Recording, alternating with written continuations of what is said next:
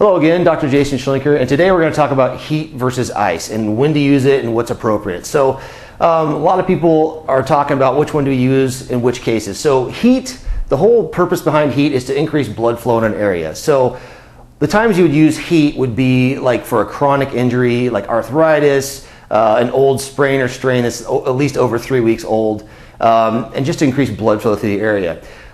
On the other side, ice is what we want to use to stop blood flow to an area. So you want to use it for a new or an acute injury. So a first-time ankle sprain, a fracture, a strain of a muscle, like a hamstring tear. These are all good examples of when you would want to use ice versus heat.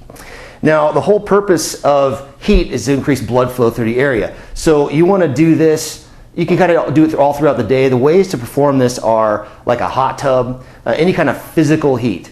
Hot tub, heat packs, electrical heat pads, all these are good examples. We're not talking about using icy hot, Tiger Balm, China gel. Any of that stuff is not actually going to produce heat in the area. It's just going to be a topical analgesic. So we're just looking for you to take heat and put it right on the spot that you want the blood flow to increase. Knees, elbows, shoulders, that type of thing. Now you're going to leave it on there for about 10-15 minutes just to increase the blood flow through the area. So what we're going to talk mostly about today is ice. Ice is used to shunt blood from the area, so you want to use it on stuff where you've torn things and you don't want it to swell. So after an ankle fracture or a sprain, it swells up really big. The whole purpose to use the ice is to keep it from swelling. Okay, so there's a lot of different ways to perform ice on an area. One is ice packs. We have gel and we have just regular ice. Here's a gel pack here.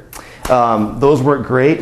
You can put it in a bucket full of ice and water, or you can do what I'm going to do today, which is use these Dixie cups. You fill up with water and you put it in the freezer and it creates this little ice Dixie cup, and you can perform ice massage. And also gives you a little bit of handle here. So what I'm going to show you how to do is you want to do this.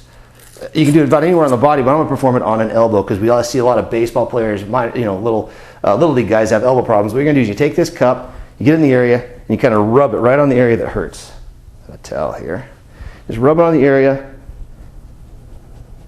You're going to do that for about 5 to 10 minutes. Okay? This is a little bit different than doing ice packs or gel packs because it's already starting to get a little red there. All right? You can do it for about 5 minutes.